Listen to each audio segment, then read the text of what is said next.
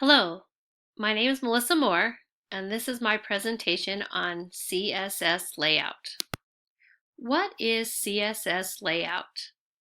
CSS adds style to your HTML. The HTML is the structure, and CSS is the fixtures and color. CSS isn't actually content. We're just styling the elements in the body of the HTML.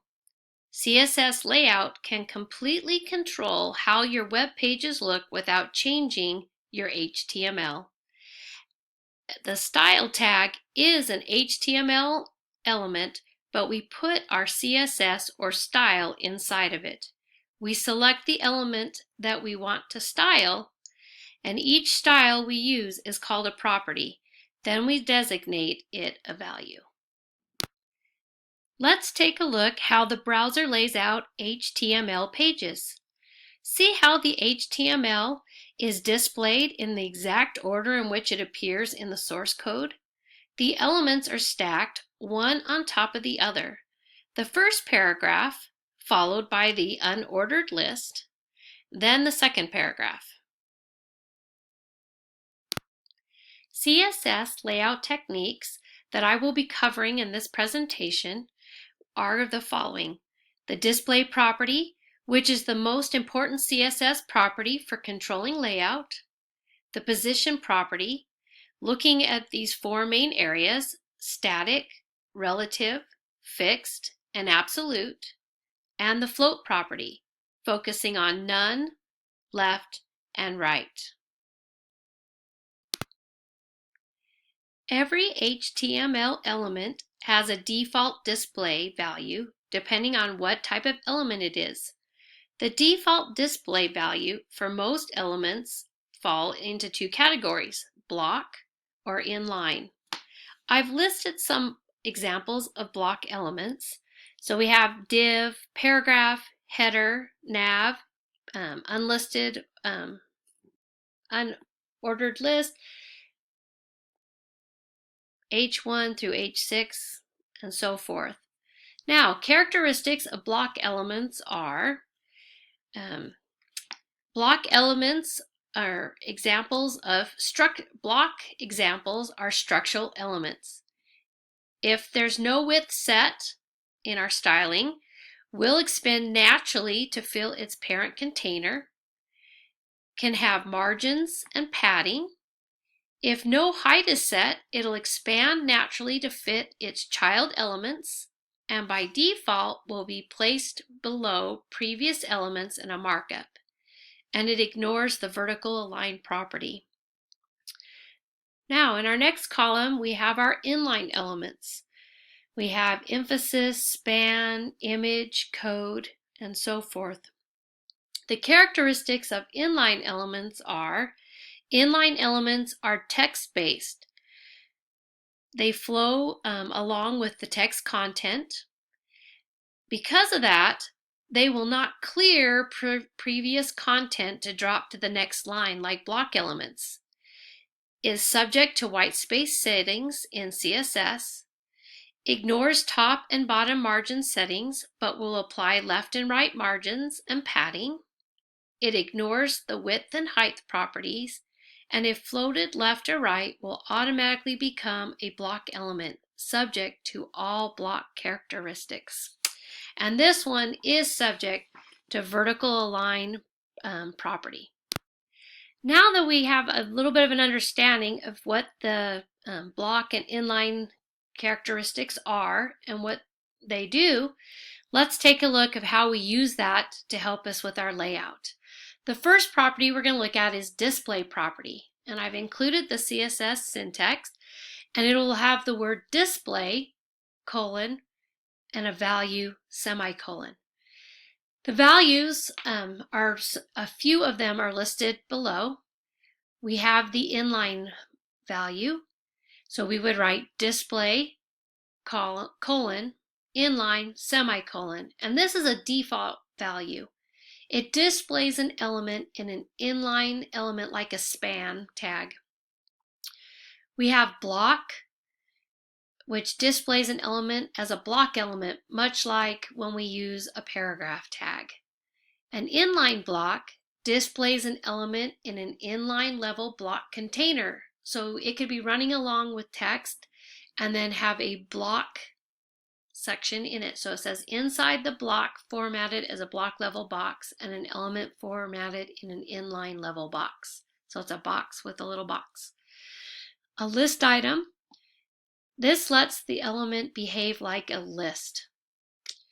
We have the run-in.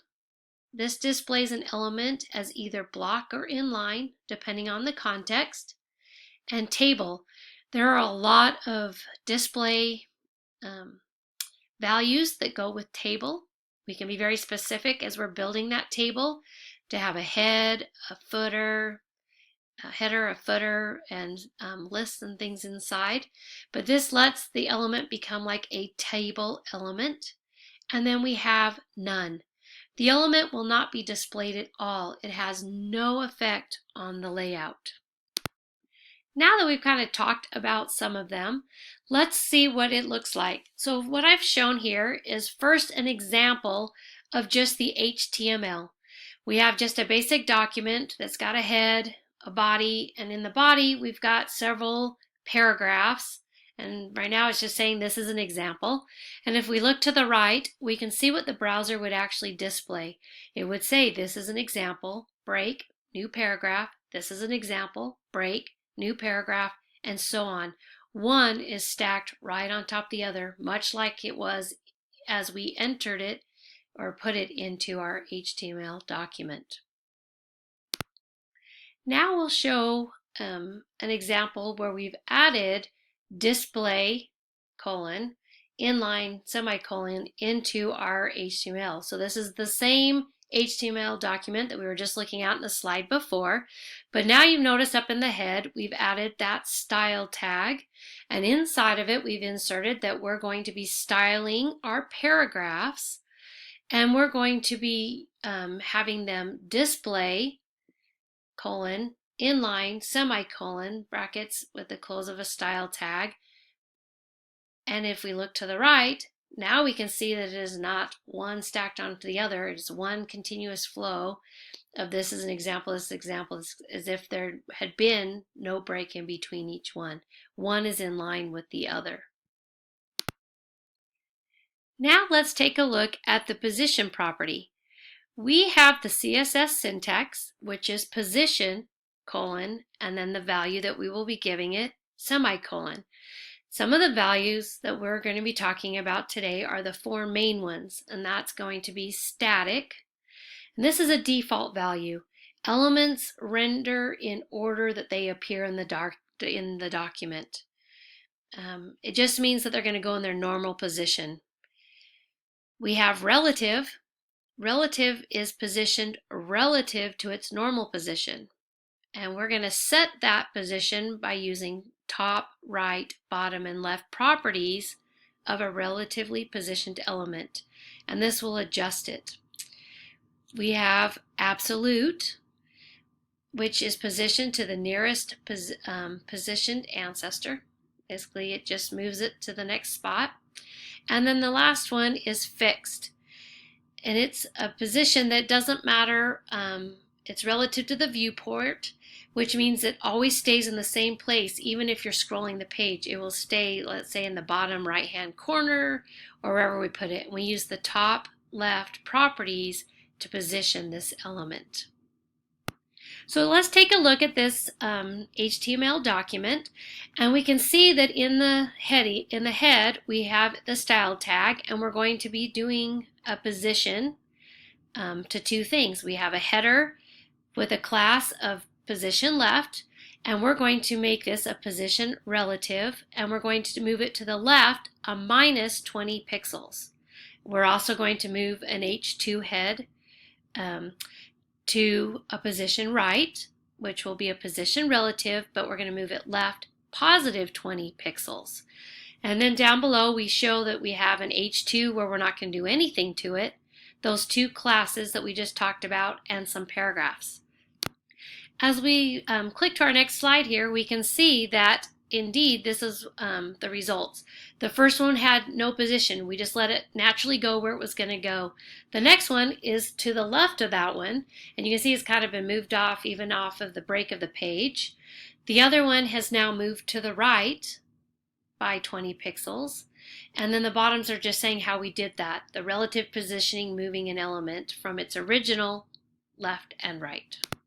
That brings us to our last property that we're going to be looking at, layout property we're going to look at, and that's the float property.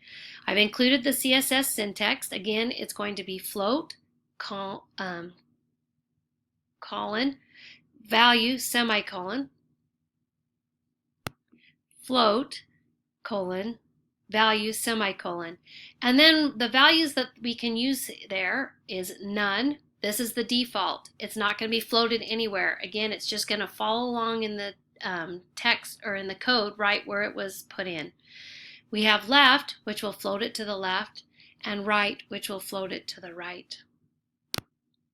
Floats, or float, is a technique that allows the elements to float to the left or the right of one another, rather than the default of sitting on top of one another.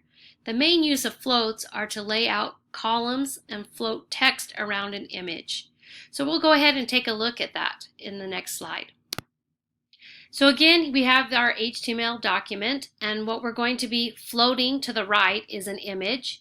And then we can see in the thing is that we had some paragraphs, an image, and some more writing.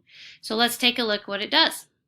So as the browser reads what we've styled, we can see we had those paragraphs, but instead of being the image right there following next, it has now been floated to the right with the text moving around it. And as soon as that image size is done, we can see the text moves along the bottom of it.